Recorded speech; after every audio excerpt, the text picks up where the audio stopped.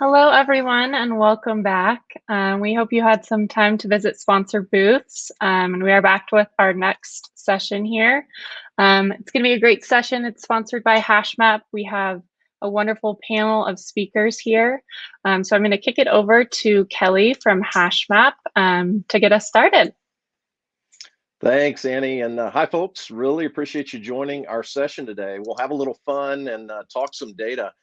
As Annie said, I'm Kelly Coleffel. I look after the go-to-market team at Hashmap. For those of you that don't know us, really simple.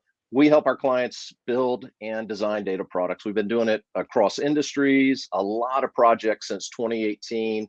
And I have the pleasure of being your moderator today for the panel discussion. When you look at it, the need for everyone across industries to derive insights, make actionable decisions based on data has never been higher. You see tons of money coming into this space. You see tons of use cases coming into this space, but you have to have data in a usable, trusted state. And I say that a lot. I think it's really easy for me to say it. I think when we, in practicality, get down to the nuts and bolts of executing on usable, trusted data, making it a reality, it's much more different. So we're going to do our best today as a panel to provide you with some real stories, some unique perspectives on achieving a data-driven mindset, even when your data doesn't necessarily want to cooperate, let's say. So I'm pleased to have with me today a fantastic group of data and analytics leaders, great folks, 3 different companies, 3 different industries, and we're going to dive into these topics. So we've got Rashmi Agarwal with OldCastle. They are a global industry-leading manufacturer of concrete building and hardscape products. Also joining us today, we've got Paul Hardman with Arlo. They are an award-winning market leader in smart home IoT devices. And David Cohen is with us as well. He's with WW. Really interesting company. They're a global wellness technology company that millions of people worldwide use every day to lead healthier lives. So Rashmi, Paul, David, thank you guys for being here today. And Rashmi, why don't we kick it off with you? A little bit about your role at OldCastle, where you're dealing with, if count serves me right, I think about 15 to 20 major brands across many categories. So a little bit about your role and what does being data-driven mean to you? Absolutely. Thank you, Kelly. I'm responsible for the data and analytics strategy at OldCastle APG. And like I said, the being data driven, I think in simple terms, right? The organization is making decisions at various levels and various types, like operational or strategic, which is informed by the data that's available to you. But really, I think of it as a journey rather than a destination, right? Which involves an organization to continuously look at and assess the opportunities that are available to acquire new data or to continue to enrich the data that they have available, and also make it available to the systems, processes, and people so that it enriches their experience. And at the end of it, overall value chain value is increased, right? So from that perspective, we are right in the middle of it at OldCastle. We are doing business transformation, and every process, every system is being evaluated from data lens. So that's how I think it's more of a mindset and a culture. It's not something that you are done with it. So. Yeah, and it is all tied together, like you said, Rashmi. A lot of times we think about, well, I've got to have the right tech, but if you don't have the people in the process, and it kind of all falls apart. No, great comments. David, you're part of a wellness and lifestyle brand with millions of members. They obviously, you guys and your members rely heavily on data to frame up decision making. When someone says you're data driven, what immediately jumps to mind for you?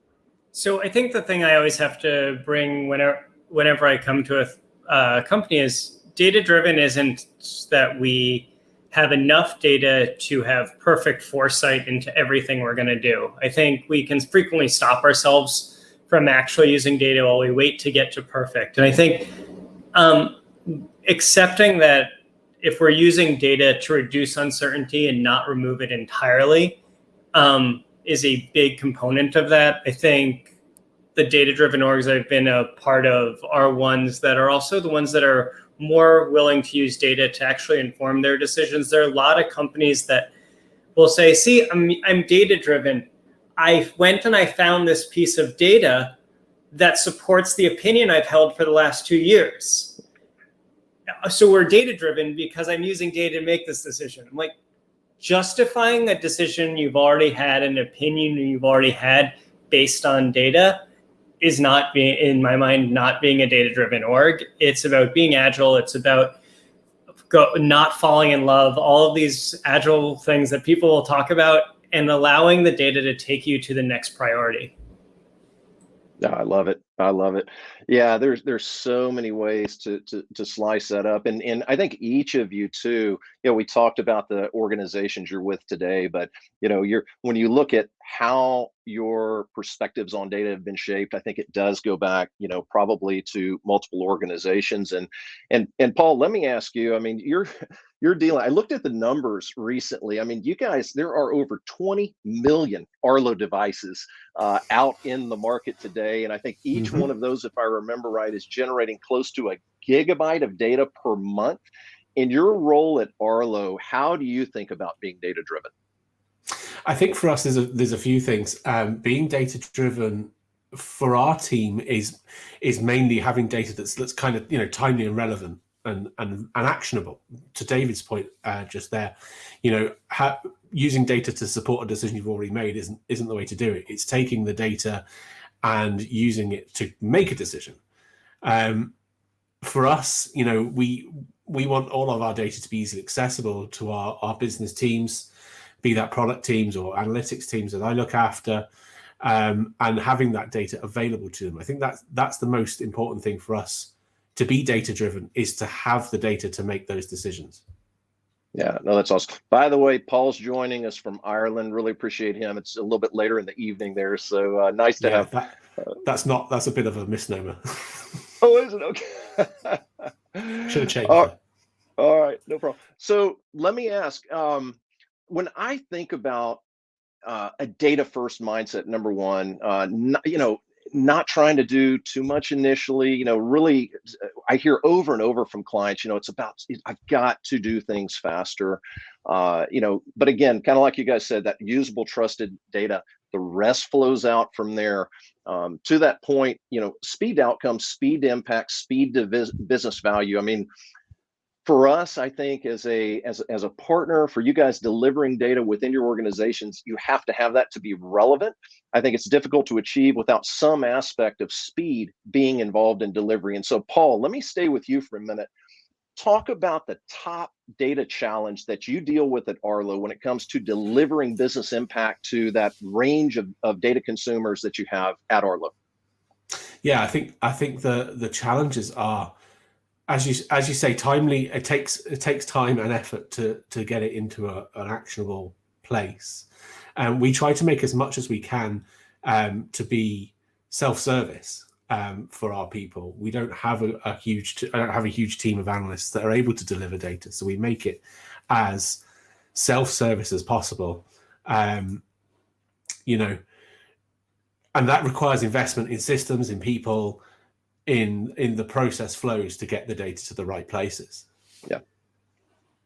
Yeah, no, I agree. Rashmi, what about you on, when you look at the challenge in aligning business outcomes and impact to the data, to making these actionable decisions, what are you dealing with right now? What's that biggest challenge you're dealing with at OldCastle at the moment? Yeah, I mean, if I have to summarize, I believe I can probably categorize in three different bullet points. The first one was actually the lack of business acumen. Traditionally, if you look at the data teams, the way they are structured or set up, you kind of have the gap, right? So for me, that I saw was a challenge as to building that skill set in the team and making the right partnership with the business SMEs to understand, hey, I have the data, but what am I going to do with it, right? How do I transform data into information and actually actionable? The second thing, which kind of Paul touched on, was the infrastructure, the legacy system, the legacy code, which cannot support and is not able to make me move or be agile, right? So definitely moving into modern, architecture in the cloud, the BI stack, that definitely has helped us overcome that challenge. And the third point was the multiple versions of truth. I call it data quality, call it silos or whatnot, but I saw a lot of proliferation of the data sets across, causing confusion to people. So I think those were the three main that was really challenging. But I think we have come up with a way to manage those. In our next gen BI platform, we are focusing on having certified data sets so that we could have a governance, at least on the key data elements that is important for the organization. But at the same time, we don't want to take away the freedom from the analyst on the business, right? So giving them the power to still do the federated analytics, but still having a centralized governance. That's kind of the approach. Yeah, no, that's great. And that data quality you're talking about, that leads to trust. And quite honestly, getting good data quality, that's a difficult one to wrestle to the ground. I think everybody struggles with that. I know we did a LinkedIn poll a couple of quarters ago, and that was right at the top of the list with everyone's largest data challenge. Dave, what's your perspective? What do you see as one of the biggest challenges when you're trying to align business impact to what we have available in our data platforms right now? So I think you're right on speed to market being something that's critical. And so I think one of the things that frequently gets overlooked is ironically, I find that everyone is looking for the tech solution. I don't know if you guys have had that as well, but I think there is an overlooking of the power of humans talking to each other in doing this. And so in how we accelerate it, I've been at WW for 18 months, and the first thing we did was say great, we're going to meet once a week on each of the business lines, and we're going to talk about the data. And it's well, it's a bottleneck. It's great, but we're not talking at all right now because we're waiting for, or we're talking limited because we're waiting for the great data. So let's just talk about what we have and decide what decisions we can make and we can't make off of what we have. As we go there, then we figure out, okay, A/B testing is going to be super important to our future, and that needs to be distributed everywhere. How do we layer that in as something that we can kind of control a data set around, that we can distribute, but that we can start with building off of the conversations that are already happening and kind of layer in the next step of, and now now we help close the gap with the business of they understand a little more of what we've been doing over the last X months, and they now have a tool they can start to take. But I think the power of talking to each other and talking about data is so important and often overlooked. We actually, a couple months ago, 6 months ago, took the step to make all of WW corporate insiders so that we can share. There's no piece of data I can't share with a first week analyst or with a first week product owner that I could share with the CFO. It's how do we talk about everything to everyone so that we all have a level playing field and all talk about data together. Oh, that's fantastic. I love that transparency too. Let me stick with you, David, on this, because what you just talked about really segues nicely into, I think, our overall topic, which had a little bit of a catch to it. We talked about what do you do when the data is not there? And I want to just dig into that, because if you break that down a little bit, that could take on a lot of forms. You could go, Rashmi talked about, silos. We've talked about quality issues. We talked about usability issues, trust issues, self-serve, things breaking along the way. When you think about what you're doing and where you're going at WW to make data sets more readily accessible as fast as possible, what are some other things you're doing? Or what are some recommendations you have when that data is just not readily available? Yeah, and I think, to your point, WW is a place where, we have 5 million members logging everything they eat every day. So we have lots of data. It's figuring out how it bubbles up. We've done the investment to make sure that every piece of data is getting pushed into Kafka with Avro schemas. The projects we're working on now is how do we make it so that it's as easy as possible to add those. So working with a foundational engineering team to make sure that all of our core components emit their own tracking, making sure that we have a data pipeline that anytime a new topic shows up in Kafka, it automatically creates a type 1 and type 2 data table with no intervention from anyone. Our platform APIs automatically tell Snowflake there's going to be something new. Snowflake automatically, inspects the Avro schema, figures out the table. I think the maintenance of like running a data organization is frequently overlooked. And so we're doing everything we can to take that out so that we can focus on exposing data in high value places rather than what one of my leads has said in the past of like, we want to get out of being a data janitor and we want to actually go be architects. Yeah.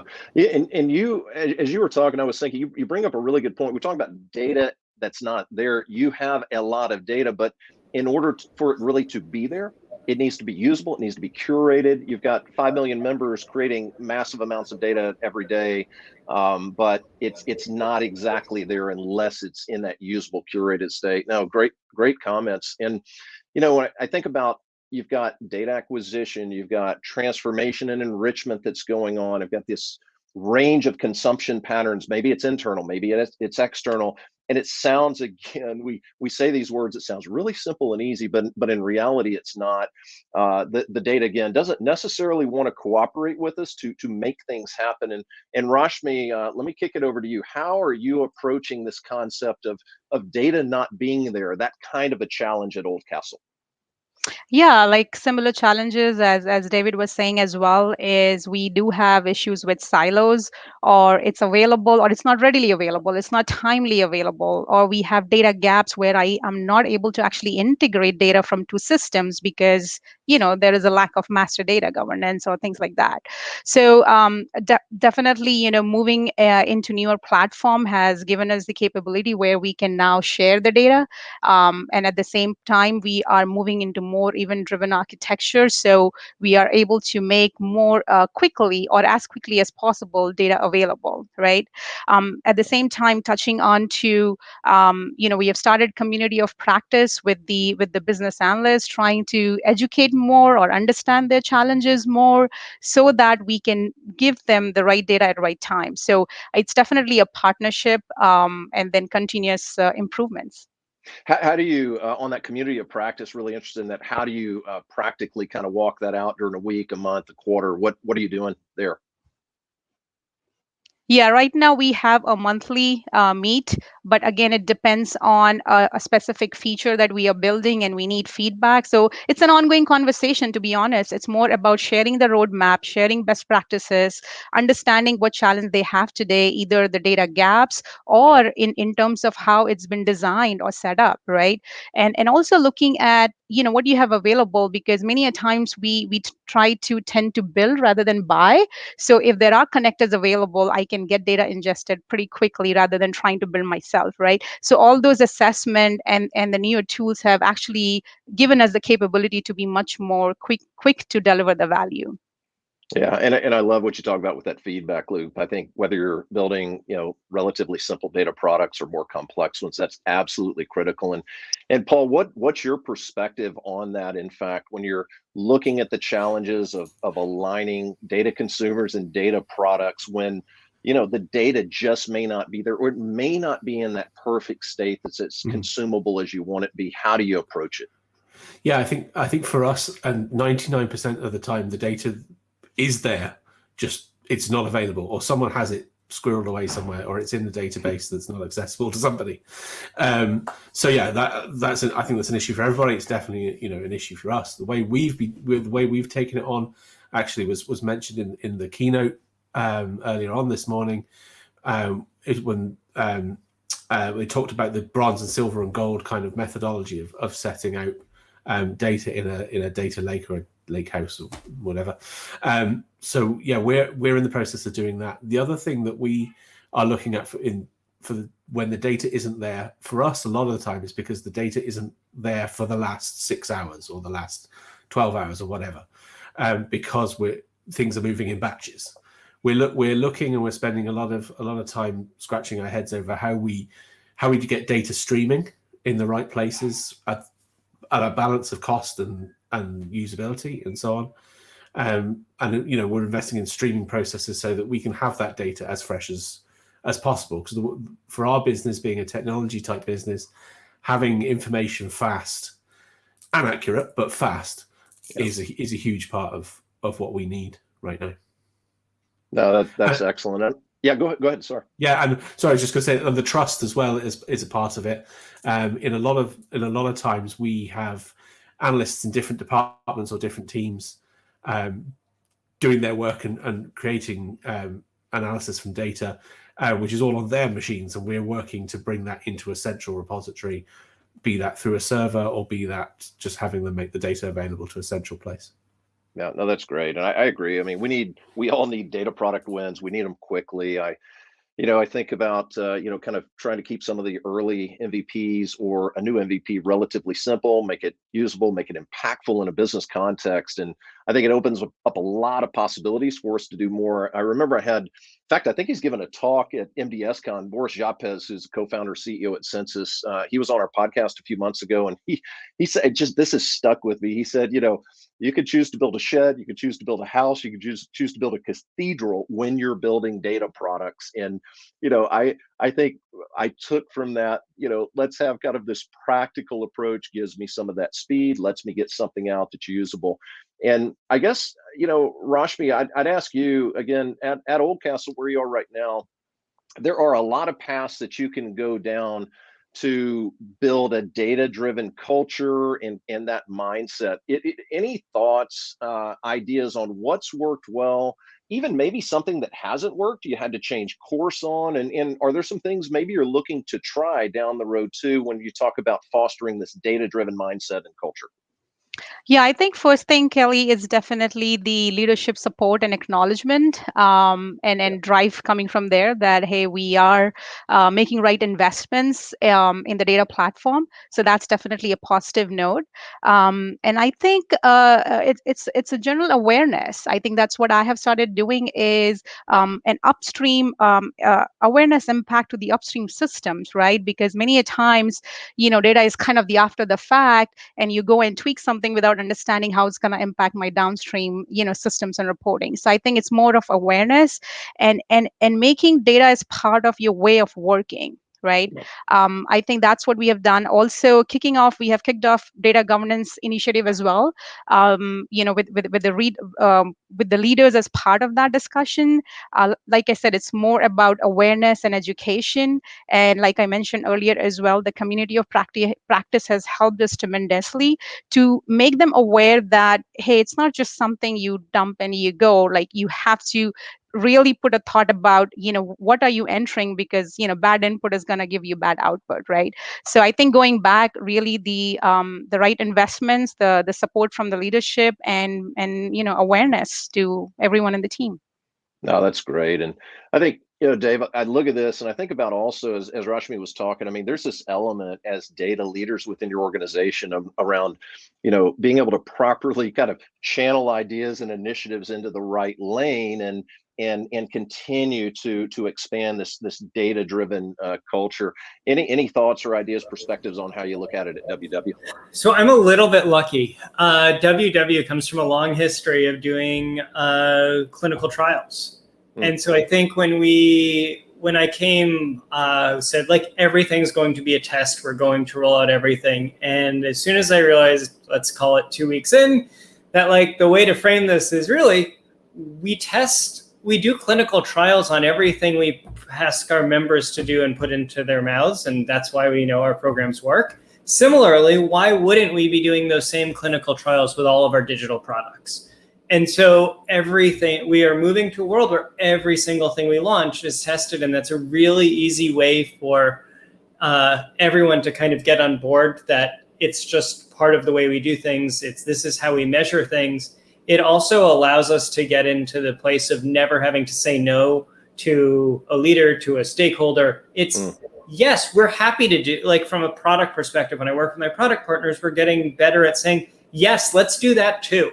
Let's test both of those things because we'll let the data tell us. And I think, to one of the questions in the comments of, like, it's a lot easier to get the C-suite, to get a stakeholder to come along when you've said, yes, your idea has merit, let's let the data fall out and let the chips fall where they may, then coming back and say, hey, your stuff just doesn't work, without them having input into how it got measured and whatnot.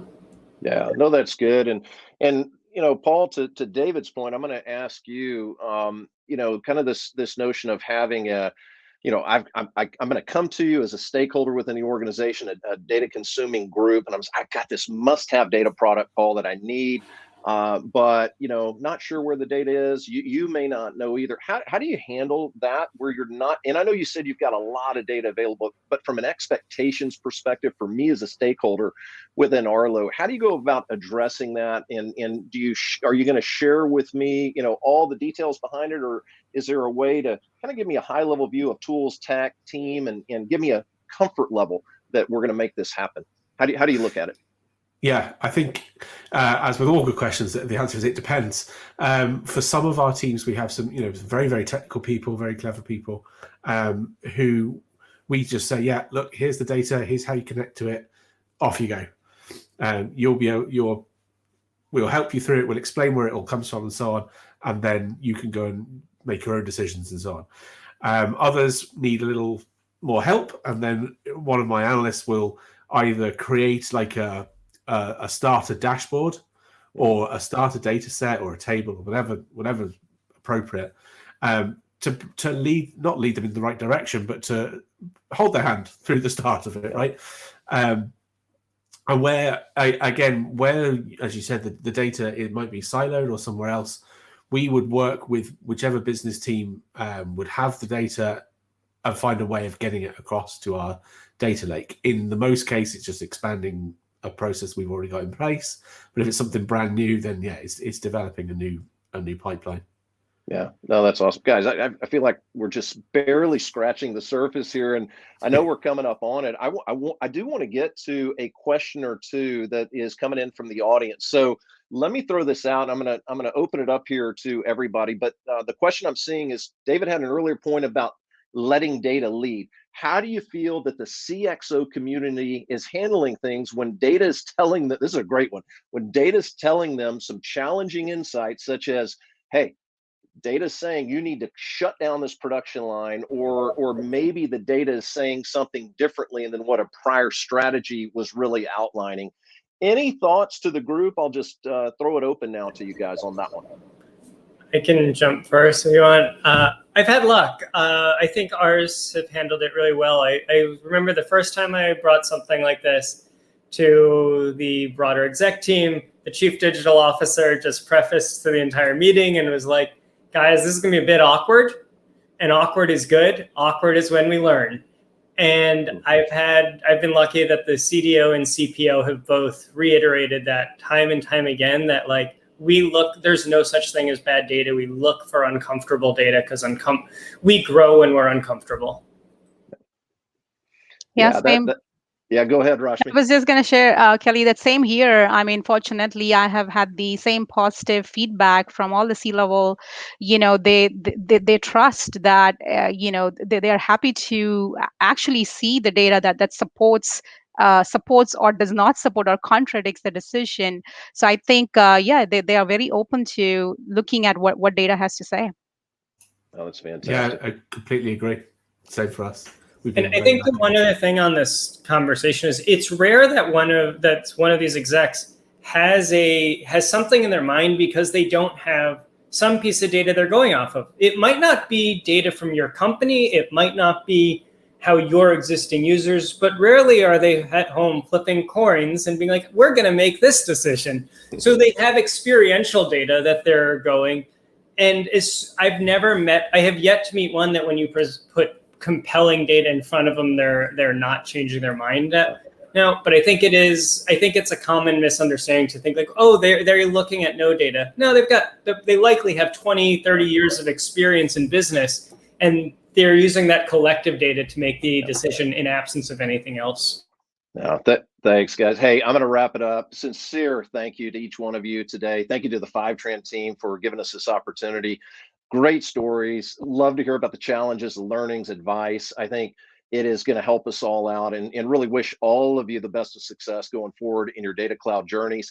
Big thank you to everyone that took time to join the session today. I hope Rashmi, Paul, David, everything they shared will help you continue to improve your approach to data. And we're glad to continue to take questions after the fact. Just ping us on LinkedIn or another method. Thanks so much, everyone. Thank you for having me. Thanks very much. Thanks a lot, guys. Really appreciate it. Thanks.